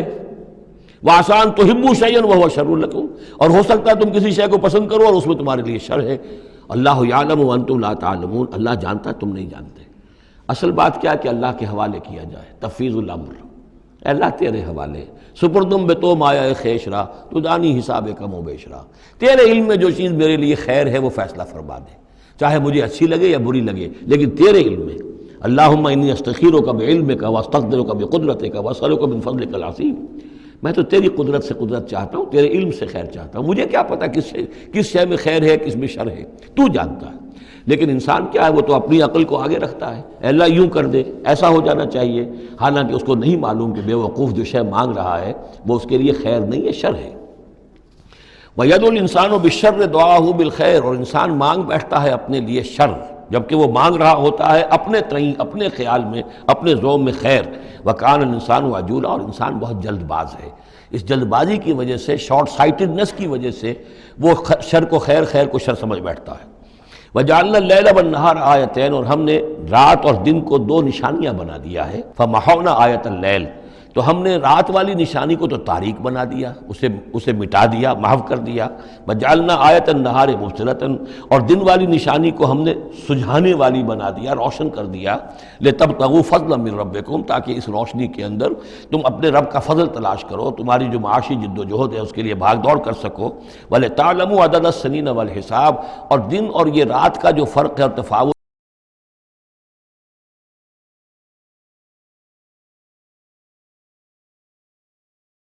نظام الاوقات ہے، ایک دن ایک رات ایک دن ہو گیا، پھر ایک دن ایک رات، اس طرح بڑھتے بڑھتے پھر ہفتہ بنتا ہے، جو پھر اس کے بعد جو ہے وہ مہینہ اور سال۔ وَكُلَّ شَيْءٍ فَصَّلْنَاهُ تَفْصِيلًا، اور ہم نے ہر چیز کو پوری طرح کھول کھول کر بیان کر دیا ہے۔ وَكُلَّ إِنسَانٍ أَلْزَمْنَاهُ طَائِرَهُ فِي عُنُقِهِ، اور ہر انسان کے ہم نے چپکا دیا ہے اس کی قسمت یا اس کی نحوست یا اس کی خوشبختی یا اس کی جو بھی ہے بدقسمتی، یہ سب چیزیں انسان کی اپنی گردن میں ہم نے کہیں چپکا دی ہیں۔ اب اللہ جانے کہ یہ کوئی واقعتاً اس کی کوئی مادی حقیقت بھی ہے، شاید کوئی گلینڈ ایسا ہو ابھی جو ابھی تک ہمارے ڈسیکشن میں نہ آیا ہو، کوئی بہت ہی مائکروسکوپک ہو، اور اس میں کوئی بڑا ہی یوں سمجھیے کہ مائکروسکوپک کمپیوٹر اللہ نے لگا رکھا ہے۔ یہ سب ہو سکتا ہے، کچھ ممکن نہیں کہ پھر ہمیں کہیں معلوم ہو کہ یہاں پر کوئی چیز ہے، اونوقی اس کی گردن میں کوئی شے ہے کہ جو ہم نے وہاں پہ لٹکا دی ہے۔ وَكُلَّ إِنسَانٍ أَلْزَمْنَاهُ طَائِرَهُ، اور طائر کا لفظ جو آتا ہے عام طور پر تو نحوست کے لیے آتا ہے، لیکن یہ کہ اس کے ساتھ یہ جو بھی قسمت ہے، کسی کا مقسوم ہے، جو بھی اس کو ملنا ہے، یہ ساری چیزیں جو ہیں انسان کی، وہ ہر انسان کے ساتھ گویا کہ اس کی وہ کتاب الکتاب میں سے اللہ تعالیٰ نے جو اس کا کھاتا ہے، اس کا ڈیبٹ کریڈٹ وہ یہاں پر لگا دیا ہے۔ وَنُخْرِجُ لَهُ يَوْمَ الْقِيَامَةِ كِتَابًا يَلْقَاهُ مَنشُورًا، اور ہم نکال لیں گے اس کے لیے قیامت کے دن اسے ایک کتاب کی شکل میں جسے وہ پڑھے گا، کھلی ہوئی کتاب۔ یعنی یہیں پر شاید وہ کوئی لگا ہوا ہے، کوئی ریکارڈر ہے کہ جس کے اندر وہ سارے ہمارے افعال و اعمال ریکارڈ ہو رہے ہیں، چاہے وہ کتنا ہی مائکروسکوپک ہو، اور اس کے بعد اس کو نکال کر جو ہے وہ رکھا جائے۔ یہ ایک چپ کے اندر، آپ کو معلوم ہے چپسی کا تو سارا کھیل اس دنیا میں چل رہا ہے، اس میں آپ کی پوری زندگی کی فلم موجود ہے، آپ نے ایک ایک حرف جو زبان سے نکالا وہ موجود ہے، آپ کے ذہن میں جو جو خیالات آتے رہے وہ موجود ہے، آپ کے دل میں جو جو نیتیں پروان چڑھتی رہی وہ موجود ہے۔ وہ ایک چپ جو ہے کفایت کرے گا۔ وَكُلَّ إِنسَانٍ أَلْزَمْنَاهُ طَائِرَهُ فِي عُنُقِهِ وَنُخْرِجُ لَهُ يَوْمَ الْقِيَامَةِ كِتَابًا يَلْقَاهُ مَنشُورًا، اور کہہ دیا جائے گا اقرأ کتابک، خود پڑھ لو اپنی کتاب، یہ اپنا اعمال نامہ خود پڑھ لو۔ کفیٰ بنفسک اليوم علیک حسیبا، تم خود بھی آج کافی ہو کہ حساب کر لو، ڈیبٹ کریڈٹ کا حساب جوڑ لو، یہ سارا تمہارے سامنے تمہارا کچا چٹھا موجود ہے۔ من اہتدی فإنما یہتدی لنفسہ، جو کوئی بھی ہدایت پر آتا ہے، ہدایت کو اختیار کرتا ہے تو وہ اپنے بھلے کے لیے، اپنے فائدے کے لیے۔ وَمَنْ ضَلَّ فَإِنَّمَا يَضِلُّ عَلَيْهَا، اور جو گمراہ ہوتا ہے تو ظاہر بات ہے وہ اپنے اوپر ہی اس کا وبال لے گا، گمراہ ہوتا ہے اپنے اوپر، اپنے خلاف، اپنے اوپر ہی وبال لے گا۔ وَلَا تَزِرُ وَازِرَةٌ وِزْرَ أُخْرَىٰ، اور دیکھو نہیں ہوگی کوئی جان اٹھانے والی کسی اور کے جان کے بوجھ کو، ہر ایک کو اپنا بوجھ خود اٹھانا ہے، جو بھی آپ کے اعمال کا انبار ہے وہ آپ کے کندھوں پر ہوگا، کوئی اور نہیں اٹھا سکے گا۔ وَمَا كُنَّا مُعَذِّبِينَ حَتَّىٰ نَبْعَثَ رَسُولًا وَمَنْ ضَلَّ وَلَا تَزِرُ وَازِرَةٌ وِزْرَ أُخْرَىٰ وَمَا كُنَّا مُعَذِّبِينَ حَتَّىٰ نَبْعَثَ رَسُولًا، یہ میں نے پہلے بھی حوالہ دیا تھا آج، یہ اللہ کی سنت رہی ہے کہ کسی قوم کے اوپر عذاب ہلاکت، عذاب استیصال، چھوٹے عذاب تو آتے رہتے تھے، لیکن یہ کہ بڑا عذاب جس سے کہ قوم کو نسیہ منسیہ کر دیا جائے، جیسے قوم نوح اور قوم ہود اور قوم صالح پر آئے وغیرہ، ان کے بارے میں اللہ کا قانون یہ ہے کہ جب تک رسول کو نہ بھیج دیا جائے، رسول حق کا حق ہونا واضح نہ کر دے، کوئی اشتباہ نہ رہے، حق مبرہن ہو جائے، اتمام حجت ہو جائے، رسلا مبشرین و منذرین لئلا یکون للناس علی اللہ حجت بعد الرسل، پھر اس کے بعد عذاب آتا تھا۔ وما كنا معذبین حتی نبعث رسولا، ہم عذاب دینے والے نہیں رہے ہیں جب تک کہ رسول نہ بھیج دیں۔ وَإِذَا أَرَدْنَا أَن نُهْلِكَ قَرْيَةً أَمَرْنَا مُتْرَفِيهَا، اور جب ہم فیصلہ کر لیتے تھے کہ کسی بستی کو یا کسی علاقے کے رہنے والوں کو ہلاک کرنا ہے تو پھر ہم کھلی چھوٹ دے دیتے تھے اس کے جو مرفہ الحال لوگ ہوتے تھے، دولت والے، پیسے والے، ان کی رسی دراز کرتے تھے، فَفَسَقُوا فِيهَا، وہ خوب ادھم مچاتے تھے، فسق و فجور، لہو و لعب، عیاشیاں، بدماشیاں، اس کا بازار گرم کر دیتے تھے۔ فحق علیہ القول، یہاں تک کہ وہ گویا کہ بھٹی پوری طرح دہک جاتی تھی اور وہ بستی یا وہ علاقہ جو عذاب الہی کا پورے طور پر مستحق ہو جاتا تھا۔ وحق علیہ القول فدمرناها تدمیرا، تو پھر ہم اسے، اس بستی کو اکھاڑ کر پٹخ دیتے تھے، اللہ کی طرف سے عذاب آ جاتا تھا۔ یعنی یہ بتایا جا رہا ہے کہ عذاب آنے میں سب سے بڑا حصہ جو ہوتا ہے کسی قوم کے سرمایہ داروں کا ہوتا ہے، ان کی رنگ رلیاں، ان کے جو بھی ان کے عیش اور ان کی عیاشیاں اور ان کی بدماشیاں جو ہیں، در حقیقت وہ عوام اگر روک نہیں رہے تو وہ بھی مجرم ہو گئے۔ ہاں جو روکنے والے ہیں، نہیں منکر کرنے والے، ان کو اللہ تعالیٰ بچا لیتا ہے، ورنہ یہ کہ جن لوگوں نے ان کو روکا نہیں، گویا کہ وہ انہی کے حکم میں ہیں۔ وَكَمْ أَهْلَكْنَا مِنَ الْقُرُونِ مِن بَعْدِ نوح، اور کتنی ہی نسلوں اور قوموں کو ہم نے ہلاک کیا ہے نوح کی قوم کے بعد۔ وَكَفَىٰ بِرَبِّكَ بِذُنُوبِ عِبَادِهِ خَبِيرًا بَصِيرًا، اور آپ کا رب کافی ہے لوگوں کے گناہوں سے واقف ہونے کے اعتبار سے، وہ جانتا ہے۔ کفا بربک بذنوب عبادہ خبیرا بصیرا، خبیر اور بصیر ہونے کے اعتبار سے خوب جانتا ہے کس نے کیا کمایا ہے، کس نے کون کون سے گناہ جو ہیں اپنے نامہ اعمال میں درج کرائے ہیں۔ یہ جو اب آیتیں آ رہی ہیں یہ اس موضوع پر، اگرچہ یہ موضوع جو ہے قرآن مجید میں بار بار آتا ہے، لیکن یہ مقام اس موضوع کے لیے ذروۂ سنام ہے قرآن کا، چوٹی یہ ہے اس موضوع پر۔ وہ موضوع کیا ہے؟ من کان یرید العاجلۃ عجلنا لہ فیہا ما نشاء لمن نرید، جو کوئی عاجلہ کا طلبگار بنتا ہے، اس دنیا ہی کا طالب ہے، یہیں کا عیش، یہیں کا آرام، یہیں کی دولت، یہیں کا نام، یہیں کی شہرت، یہیں کا اقتدار، بس یہی کا چاہیے، یہی چاہیے۔ من کانا یرید العاجلۃ، جو ارادہ کر رہا ہے اسی کا، عجلنا لہ فیہا، تو ہم جلد دے دیتے ہیں اسے اس میں سے،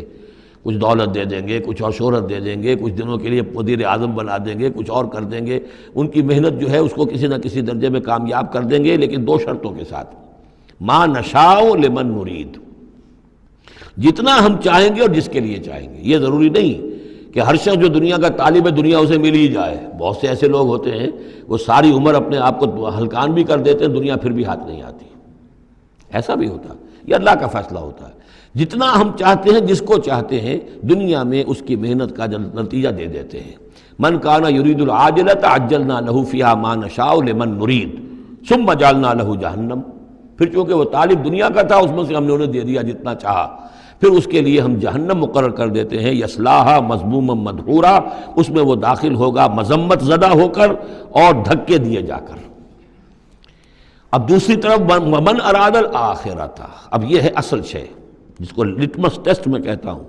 ہر شخص اپنے گریبان میں جھانکے میں طالب آخرت ہوں یا طالب دنیا ہوں۔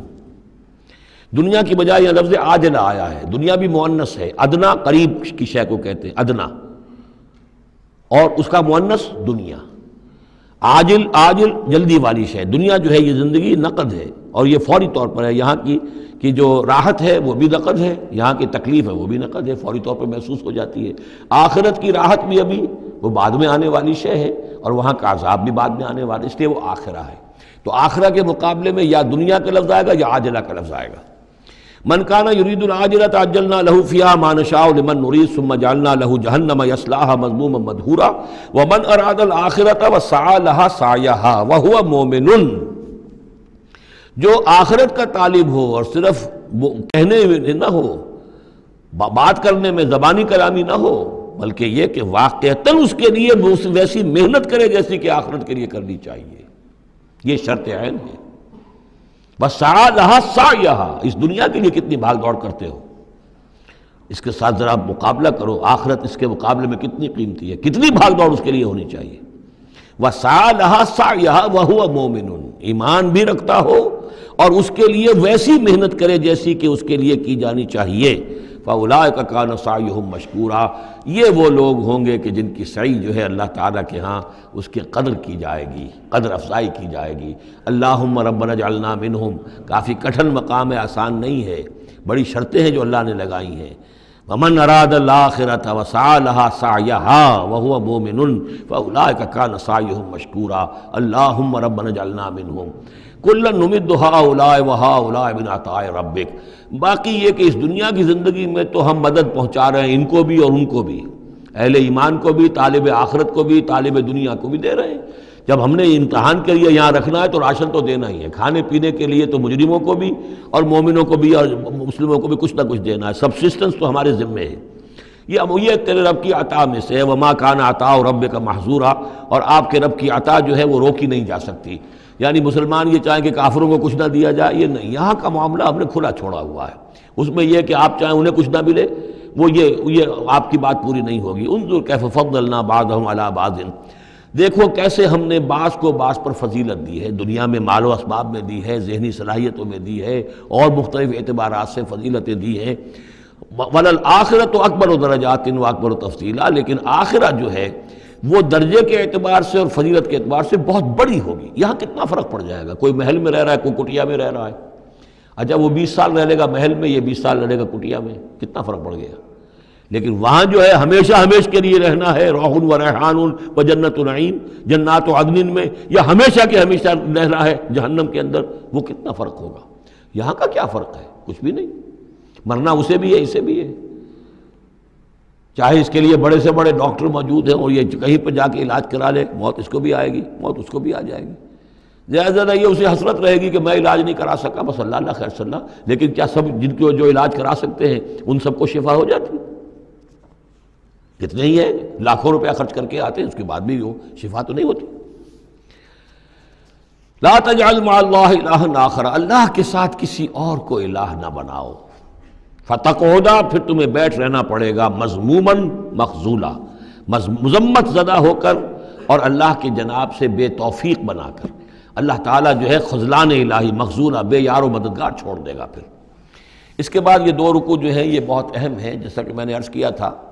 یہ حضرت عبداللہ ابن عباس رضی اللہ تعالیٰ عنہما کے نزدیک یہ تورات کی تعلیم کا نچوڑ ہے، 10 commandments, the Quranic version of 10 commandments. تورات میں جو احکام 10 آئے تھے اس کا یہ قرآنک ورژن ہے جو یہاں پر آ رہا ہے۔ اس کا خلاصہ ہم پہلے پڑھ چکے ہیں سورہ انعام کے آخری حصے میں، یہاں ذرا وہی باتیں ہیں کہ ذرا تفصیل سے آئی ہیں۔ وَقَضَىٰ رَبُّكَ أَلَّا تَعْبُدُوا إِلَّا إِيَّاهُ، تیرے رب نے فیصلہ کر دیا ہے کہ نہیں پوجو گے سوائے اس کے کسی کو۔ وَبِالْوَالِدَيْنِ إِحْسَانًا، اور اللہ کے اور والدین کے ساتھ احسان، نیک سلوک۔ یہ چوتھا مقام آ گیا، جہاں کہ اللہ، تیسرا مقام آیا ہے، چوتھا مقام سورہ لقمان میں آئے گا، اللہ کے حقوق کے فوراً بعد والدین کے حقوق۔ اما یبلغن عندک الکبر، اگر پہنچ ہی جائیں وہ دونوں بڑھاپے تک تمہارے پاس، احدہما، وہ اکیلے، کوئی ایک ان میں سے، او کلاہما، یا دونوں، یعنی والدین اس بڑھاپے کی اور ضعیفی کی عمر کو پہنچ گئے، یا والد فوت ہو گئے، والدہ ضعیفی کی عمر کو پہنچ گئی، یا والدہ فوت ہو گئی، والد ضعیفی کی عمر کو پہنچ گئے، یا دونوں کے دونوں ضعیفی کی عمر کو پہنچ گئے۔ اما یبلغن عندک الکبر احدہما او کلاہما فلا تقل لہما اف، تو انہیں اف تک مت کہو، جھڑکنا نہیں، ولا تنہرہما، ان کو جھڑکو مت، وقل لہما قولا کریما، ان سے بات کرو نرمی کے ساتھ، ادب کے ساتھ۔ کسی وقت ان کی بات ٹالنی بھی پڑ جاتی ہے، ابا جان یہ بات تو میں نہیں کر سکتا، میری مجبوری ہے، لیکن سختی کے ساتھ نہیں۔ ایسی بات نہ ہو کہ جس سے ان کا دل دکھے کہ آج یہ میرے سامنے سینہ تان کر بات کر رہا ہے، کل یہی تھا وہ جو چھوٹا چھوٹا سا لپٹتا تھا میری ٹانگوں میں آ کر، اور وہ یہی ہے جسے میں گود میں لیے پھرتا تھا، یہ دل دکھے نہ۔ وَاخْفِضْ لَهُمَا جَنَاحَ الذُّلِّ مِنَ الرَّحْمَةِ، یہ آ گیا جو میں نے کہا تھا، والدین کے لیے بھی اپنے بازوؤں کو، کندھوں کو عاجزی کے ساتھ ان کے سامنے جھکا کر رکھو، سینہ تان کر بات نہ ہو ان سے، بات جب بھی ہو معلوم ہو کہ جھکے ہوئے ہیں، ان کا ادب کر رہے ہیں۔ وَقُلْ رَبِّ ارْحَمْهُمَا كَمَا رَبَّيَانِي صَغِيرًا، اور دعا کیا کرو کہ اے میرے رب ان پر رحم فرما دونوں پر، جیسے کہ انہوں نے ہمیں پالا، مجھے پالا جبکہ میں چھوٹا سا تھا، میں تو سب سے زیادہ ضعیف تھا، کمزور تھا، میرے لیے غذا کا، میرے آرام کا، مجھے تکلیف ہو تو تڑپتے یہ تھے، تو اے پروردگار اب ان کے احسانات کا میں کیا بدلہ چکا سکتا ہوں، میں تجھ ہی سے درخواست کرتا ہوں کہ جو کچھ احسانات انہوں نے مجھ پر کیے ہیں تو ان کو، ان کے طفیل، تو ان کی خطائیں بخش دے اور ان پر رحم فرما۔ وَقُلْ رَبِّ ارْحَمْهُمَا كَمَا رَبَّيَانِي صَغِيرًا رَبُّكُمْ أَعْلَمُ بِمَا فِي نُفُوسِكُمْ، تمہارا رب واقف ہے خوب جو کچھ تمہارے دلوں میں ہوتا ہے۔ ان تکونوا صالحین فإنہ کان للأوابین غفورا، اگر تم واقعی نیک ہوگے تو یقیناً اللہ تعالیٰ تم میں سے جو واقعی اللہ کی طرف رجوع کرنے والے ان کے لیے غفور ہے۔ اس میں اشارہ ہے کسی وقت بوڑھے والدین، جیسے کہ ہم پڑھ آئے کہ لا یعلم من بعد علم شیئا، وہ کبھی بچوں کی سی آتے نوت کر آتی ہیں، پھر کبھی وہ ایسی باتیں کہتے ہیں کہ جو نہیں کی جا سکتی، کہیں روکنا بھی پڑتا ہے، ٹوکنا بھی پڑتا ہے، لیکن یہ کہ اگر مجبوراً کہیں ایسی بات کرو اور کرو ادب کے ساتھ، سختی نہ ہو، تو پھر یہ کہ اللہ تعالیٰ جانتا ہے تمہاری نیت کو، کہ تم اگر اپنے والدین کی یہ بات نہیں مان پا رہے ہو، تمہاری مجبوری ہے، وہ تم جانتے ہو، اللہ تعالیٰ کے علم میں ہے، تو اللہ غفور اور رحیم ہے۔ وَآتِ ذَا الْقُرْبَىٰ حَقَّهُ، اور قرابت داروں کو بھی ان کا حق ادا کرو، والمسکین، اور مسکین کو، وابن السبیل، اور مسافر کو، ولا تبذر تبذیرا، اور نام و نمود کے لیے اپنی دولت مت اڑاؤ۔ تبذیر جو ہے اسراف سے بہت بڑا جرم ہے۔ اسراف یہ ہے کہ ضرورت میں ضرورت سے زائد خرچ کیا جائے۔ کھانا آپ کی ضرورت ہے، وہ کھانا ایک سالن روٹی سے بھی آپ کی غذا پوری ہو سکتی ہے، لیکن 4 کھانے، یہ اسراف ہے۔ کپڑا آپ کی ضرورت ہے لیکن وارڈروب بھری ہوئی ہیں کپڑوں سے، یہ اسراف ہے۔ جتنے آپ کے لیے لازم ہے، ضروری ہے، وہ رکھیے۔ اور تبذیر یہ ہے کہ بلا ضرورت خرچ کرنا، صرف نام و نمود کے لیے، اپنی دولت کی نمائش کے لیے، شادیوں پر خرچ ہو رہا ہے اور کس قدر ہو رہا ہے، دھوم دھڑکا ہے، کوئی اس کی ضرورت نہیں ہے۔ یہ ہے تبذیر۔ ولا تبذر تبذیرا، اپنی دولت کو نام و نمود کے لیے مت اڑاؤ۔ ان المبذرین کانوا اخوان الشیاطین، یقیناً یہ مبذرین جو ہیں، یہ فضول خرچی کرنے والے، بیکار دولت اڑانے والے، اپنی دولت کی نمائش کے لیے، یہ شیطانوں کے بھائی ہیں۔ یہ کیوں ہے؟ یہ بات جب میری سمجھ میں آئی تھی تو بہت قرآن مجید کے ایک اعجاز کا ایک پہلو مجھ پر منکشف ہوا تھا کہ وہ جو آیت ہم پڑھ چکے سورہ مائدہ میں، شیطان کیا چاہتا ہے؟ انما یرید الشیطان ان یوقع بینکم العداوۃ والبغضاء فی الخمر والمیسر، شیطان یہ چاہتا ہے کہ تمہارے مابین دشمنی پیدا کرے، بغض پیدا کر دے شراب اور جوئے کے ذریعے سے۔ وہی بغض اور دشمنی جو ہے وہ اس سے پیدا ہوتی ہے کہ کسی سیٹھ صاحب کی بیٹی کی شادی ہے اور اس پر جو کچھ ہو رہا ہے، وہ جو پوری کوٹھی جو ہے وہ بنی ہوئی ہے، بقائے نور بنی ہوئی ہے اور دھوپ دھڑ رہا ہے۔ اچھا،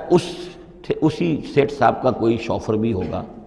کوئی پہرے دار ہوگا، کوئی مالی ہوگا، کوئی اس کا خانسامہ ہوگا، اس کی بچی شاید بوڑھی ہو رہی ہو، اس کے ہاتھ پیلے نہیں ہو رہے ہیں، کیا ہوگا اس کے دل میں؟ کیا چھریاں نہیں چل رہی ہوں گی اس کے دل میں؟ کیا پھر محبت پیدا ہوگی یا نفرت پیدا ہوگی؟ پھر تو ایسا ہوگا کہ جب اس کا داؤ چلے گا، یہ پیٹ پھاڑے گا اپنے اس سیٹھ کا اور لے کر جائے گا۔ یہ ہے وہ دشمنی ڈالنے والی بات، تبذیر جو ہے، جس سے کہ دشمنی پیدا ہوتی، طبقاتی شعور پیدا ہوتا ہے، ہیوز اور ہیو ناٹس کے درمیان ایک جو خلیج ہے وہ زیادہ سے زیادہ جو ہے گہری اور چوڑی ہوتی چلی جاتی ہے۔ وَكَانَ الشَّيْطَانُ لِرَبِّهِ كَفُورًا، اور یقیناً شیطان اپنے رب کا بہت ہی ناشکرا تھا۔ وَإِمَّا تُعْرِضَنَّ عَنْهُمْ ابْتِغَاءَ رَحْمَةٍ مِّن رَّبِّكَ تَرْجُوهَا، اور اگر تمہیں اعراض کرنا ہی پڑ جائے ان سے، یعنی قرابت دار ہے، کوئی اور آپ سے کوئی سائل آ گیا ہے، کوئی اور ہے جو آپ سے کوئی مدد چاہ رہا ہے، اگر آپ کو اعراض کرنا ہی پڑ جائے، کیوں؟ ابتغاء رحمت من ربک ترجوہا، کہ خود تم اپنے رب کی رحمت کے ابھی امیدوار ہو،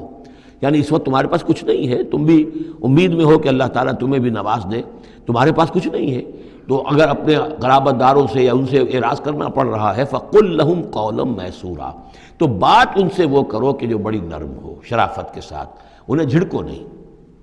وَلَا تَجْعَلْ يَدَكَ مَغْلُولَةً إِلَىٰ عُنُقِكَ، اور نہ تو اپنے ہاتھ کو باندھ لو اپنی گردن کے ساتھ، یہ اصل میں کنایا ہے، استعارہ ہے بخل سے، کہ ہاتھ بندھا ہوا ہے، اس ہاتھ سے کچھ نکل ہی نہیں سکتا، کسی کو کچھ خیر جو ہے وہ مل ہی نہیں سکتا۔ وَلَا تَبْسُطْهَا كُلَّ الْبَسْطِ، اور نہ ہی ہاتھ کو کھول دو پورا کا پورا، یعنی یہ کہ بسا اوقات انسان کے اندر نیکی کا جذبہ اتنا جوش کھاتا ہے کہ سب کچھ اللہ کی راہ میں دے کر خود فقیر ہو جائے، یہ بھی نہیں، بلکہ یہ کہ ایک اعتدال کی رعایت ہونی چاہیے۔ فَتَقْعُدَ مَلُومًا مَحْسُورًا، ایک وقت میں جذبات کے رو میں آ کر تو یہ سب کچھ کر بیٹھے اور بعد میں تم جو ہے بیٹھے رہو گے الزام کھائے ہوئے اور ہارے ہوئے، اور پھر ہو سکتا ہے کہ الٹا یہ خیال ہو کہ کیا حماقت میں کر بیٹھا، مجھے جو ہے ذرا اس میں اعتدال کی روش اختیار کرنی چاہیے تھی۔ اس میں بسا اوقات ایسا ہوتا ہے کہ انسان یہ سمجھتا ہے کہ یہ غریب آدمی میرا رشتہ دار جو ہے، میں اس کی کسی نہ کسی طریقے سے اب اس کے حالات بگڑے ہوئے ٹھیک کر ہی دوں، لہٰذا وہ اپنی امکانی حد تک مدد کر رہا ہے، لیکن حالات ٹھیک نہیں ہو رہے اس کے، تو فرمایا ان ربک یبسط الرزق لمن یشاء ویقدر، یہ جو ہے کسی شخص کے اوپر رزق کا کشادہ ہو جانا اور کسی کے اوپر رزق کی تحقیق ہو جانا، یہ تمہارے اختیار میں نہیں ہے، یہ تیرے رب کے اختیار میں ہے، اللہ کے اختیار میں ہے، لہذا اپنا سا فرض ادا کرو جو تم کر سکتے ہو، معقول طریقے سے، معتدل طریقے سے، متوازن طریقے سے وہ کرو، تم یہ نہ سمجھو کہ تم کسی کے حالات کو بدلنے پر قادر ہو۔ ان ربک یبسط الرزق لمن یشاء ویقدر، یہ تو تیرا رب ہی ہے کہ جو کھول دیتا ہے رزق جس کے لیے چاہتا ہے، کشادہ کر دیتا ہے اور تنگ کر دیتا ہے جس کے لیے چاہتا ہے۔ انہ کان بعبادہ خبیرا بصیرا، یقیناً وہ اپنے بندوں کے حق میں اپنے بندوں سے پوری طرح باخبر ہے اور ان کے حالات کو دیکھ رہا ہے۔ ولا تقتلوا اولادکم خشیۃ املاق، اور اپنی اولاد کو قتل مت کرو مفلسی کے اندیشے سے۔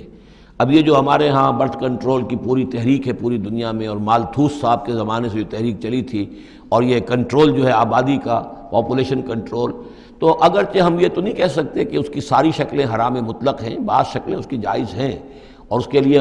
ہم صرف یہ کہہ سکیں گے کہ وہ مکروہات میں شامل ہے، لیکن یہ کہ ایک تحریک کی حیثیت سے در حقیقت یہ نفی ہے ایمان کی۔ اللہ پر توکل نہیں ہے، اللہ کے رازق ہونے پر بھروسہ نہیں ہے، اپنے حساب کتاب کو جوڑ رہے ہو، تمہیں کیا پتا اللہ کے خزانے کون کون سے ہیں؟ ابھی کچھ عرصے پہلے ہمیں پتہ ہی نہیں تھا کہ سمندر کے اندر سے کیا کچھ غذا نکل آئے گی اور کتنی عمدہ غذا ہوگی۔ یہ گوشت جو آپ کو سمندر سے ملتا ہے یہ کس قدر عمدہ ہے صحت کے لیے، باقی جو گوشت ہم کھاتے ہیں اوپر سے ریڈ میٹ، اس کے اندر کیا کیا ہیزرڈز ہیں اور کیا کیا خرابیاں ہماری صحت کے لیے، اور یہ جو ہے جو ہمیں ملتا ہے سمندر سے یہ کس قدر عمدہ ہے، لحمن طریہ جو ہم پڑھ چکے ہیں، تو معلوم نہیں تھا۔ اسی اعتبار سے جان لیجئے کہ تم اپنی اولاد کو قتل نہ کرو، اگرچہ جو بھی یعنی یوں سمجھیے کہ کنٹراسیپٹیو میتھڈز جو ہیں اس کے اوپر قتل کا اطلاق تو نہیں ہوگا، البتہ یہ کہ اگر باقاعدہ ایبارشن ہوتی ہے تو وہ تو یقیناً قتل ہی کے زد میں آئے گی۔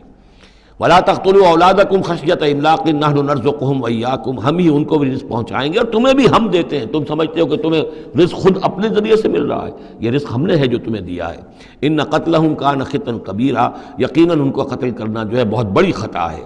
وَلَا تَقْرَبُوا الزِّنَا، اور زنا کے قریب تک مت جاؤ۔ اب یہاں پر یہ نہیں کہا کہ زنا مت کرو، زنا سے تو بہت فاصلے پر رہو، keep at a safe distance. وَلَا تَقْرَبُوا الزِّنَا، اس کے قریب تک نہ جاؤ، إِنَّهُ كَانَ فَاحِشَةً وَسَاءَ سَبِيلًا، یقیناً یہ بہت بے حیائی کا کام ہے اور بہت ہی برا راستہ ہے۔ وَلَا تَقْتُلُوا النَّفْسَ الَّتِي حَرَّمَ اللَّهُ إِلَّا بِالْحَقِّ، اور مت قتل کرو اس جان کو، انسانی جان کو جسے اللہ نے محترم ٹھہرایا ہے مگر حق کے ساتھ۔ حق کیا ہے؟ قاتل کو قتل کیا جائے گا، اس کی جان لے لی جائے گی، اس کے قتل کے بدلے خون کے بدلے خون، یا مرتد ہے اس اسلامی ریاست میں اسے قتل کر دیا جائے گا، یا یہ کہ زانی یا زانیہ ہے شادی شدہ اس کو رجم کیا جائے گا، یا یہ ہے کہ اور بھی کوئی قتل کی جو ہے جس کے اوپر یہ کہ عائد ہو جائے، کافر ہے حربی ہے، ہر کافر نہیں، جس کے ساتھ اعلان جنگ ہے اسے قتل کیا جائے گا، یہ ہے بالحق۔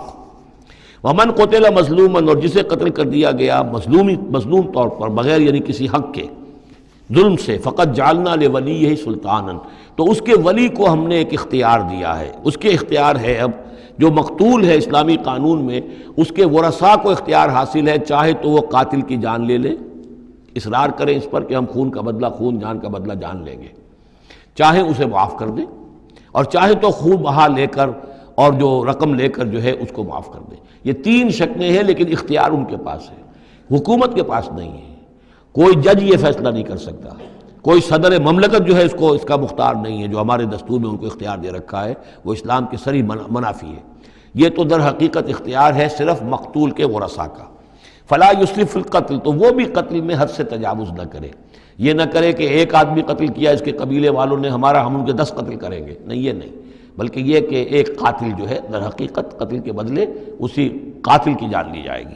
انہو کانا منصورا، اس کی مدد کی جائے گی، یعنی جو بھی مقتول کے ورثاء ہیں ان کی مدد کی جائے گی۔ ریاست کا کام یہ ہے کہ وہ قاتل کو تلاش کرے، قاتل کو پکڑے، مقدمہ چلائے، اس پر ثبوت فراہم کرنا، یہ سارا ریاست کا کام ہے، لیکن مقدمے میں مدعی ریاست نہیں ہے۔